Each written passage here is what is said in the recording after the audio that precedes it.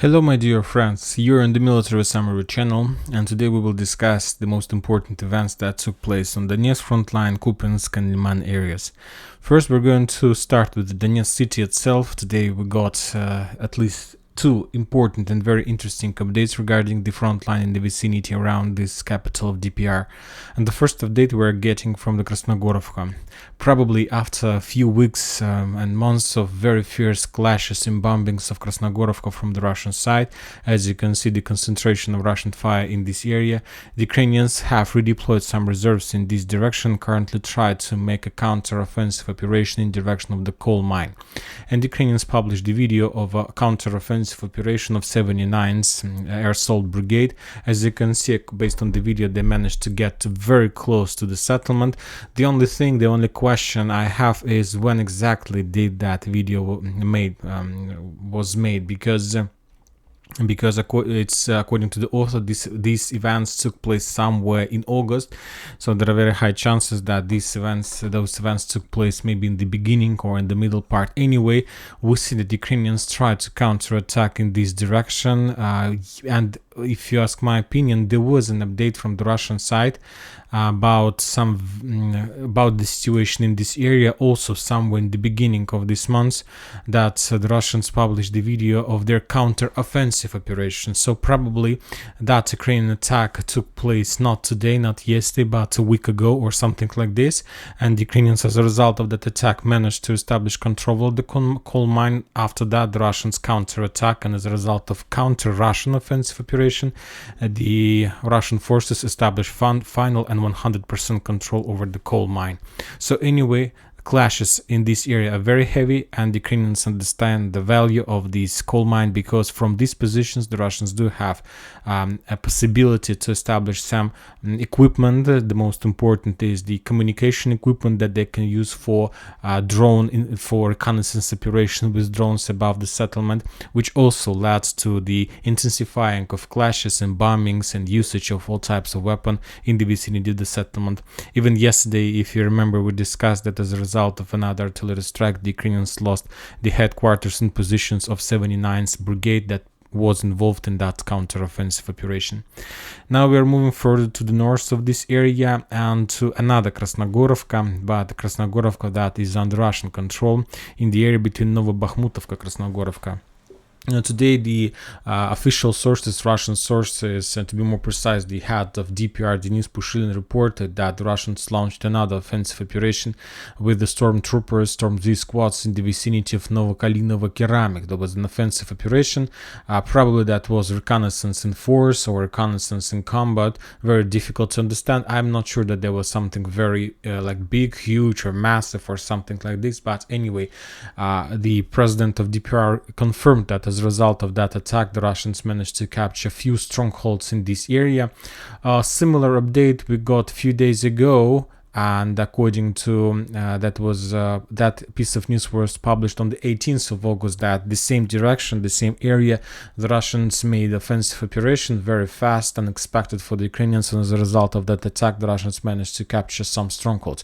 Maybe these two events are connected, and maybe the president of DPR was talking about the same things.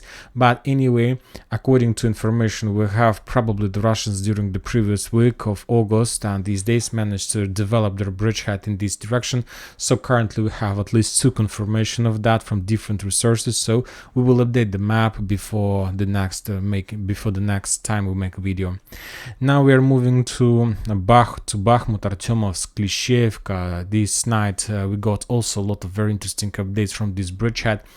And the first, we got more clarification, more details about the Ukrainians' attempt to attack the Russian positions. This, at least now for sure, we have 100% sure information that these battles, that battle took place those days. Not as the battle in the vicinity of Kherson, Zaporozhye, as we discussed in the previous video, that took place a year ago, and most of the internet thought that situation took place that week. The Russians using Ka-52 helicopters destroyed the Ukrainian tanks that we probably thought were destroyed as a result of tank fire or was destroyed on mines or something like this.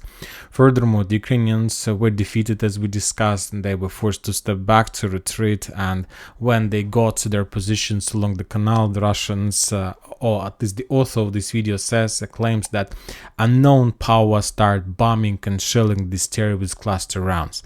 Because the Ukrainians, there was like radio talks, the Ukrainians were asking for evacuation, and they didn't know and they didn't understand who was attacking them with the cluster round, whether there was attacks from the Ukrainian side, who were forcing the Ukrainians not to step back but to continue offensive operation, or that was the Russians with the cluster rounds from the Russian side. And another video we got from the north flank of Andreevka, another episode of failed attack, another failed attempt from the Ukrainian side, and as a result of that attack the Ukrainians lost significant number of tanks. Right after the Russians managed to defeat the Ukrainians in the south, and the Ukrainians one more time was very close to encircle Andreevka and to penetrate this area. They were very close to complete this mission, and they were very close to establish control over this operation, over this bridgehead. And of course, if the Ukrainians were able to do this, that could be a real game changer on this front line.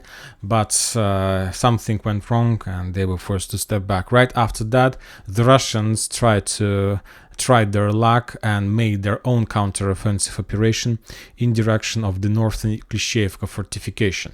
And for these purposes, the Russians were using the armored fist, and before that attack, the Russians were bombing and trying to clear the trenches with drone strikes. The video was provided us by the special unit Akhmat forces. We will not watch this video because of casualties and the participation of infantry and soldiers in that video when the soldiers were bombed by the drones. But right after a small clearing with drones of these trenches, the Russians launched an offensive operation including at least 4 armored vehicles, and they were moving along the forest line to the south, trying to attack this fortification in flank. The Ukrainians discovered the Russian movements, and it was not even 4 but 5 armored vehicles, 3 tanks, and even more 6 armored vehicles, 4 tanks and 2 personal carriers with infantry, with stormtroopers, as I understand. As you can see, the Russians started their movement. They were trying to bypass the forest lines. The Ukrainians discovered them, and after that the Ukrainians started bombing and shelling the Russians heavily with all types of weapons they have. We haven't received any. This video was provided first of all by the Ukrainian side, so that means that if the Ukrainians publish this video, that there is very high chances that the Russians were completely defeated in that operation as well. So basically, we can say that the score currently is 1-1. The Ukrainians were defeated on the south, and the Russians were defeated on the north. It's about the battles, of course. When talking about the number of losses, the Ukrainians had maybe 3 times more losses in Andreevka in comparison with the small Russian attempt to penetrate a defense belt on the north and to capture the northern Klishchiivka fortification. When talking about Kupiansk and Liman front line, we haven't received almost nothing during the previous night, just a few videos from the Ukrainian side, how they established control over the supply roads that goes in the vicinity of Chervonopopovka. On this video we see the Ukrainians discovered the Russian positions, and as a result of drone strike, the Ukrainians damaged or probably destroyed another Russian tank in this area. And that's it for the Donetsk, Kherson and Liman front line. Military Summer channel reminds you to condemn any violence in the world. Thank you for watching. Subscribe to my channel, put your likes, join my Patreon, and have a good day. Bye bye.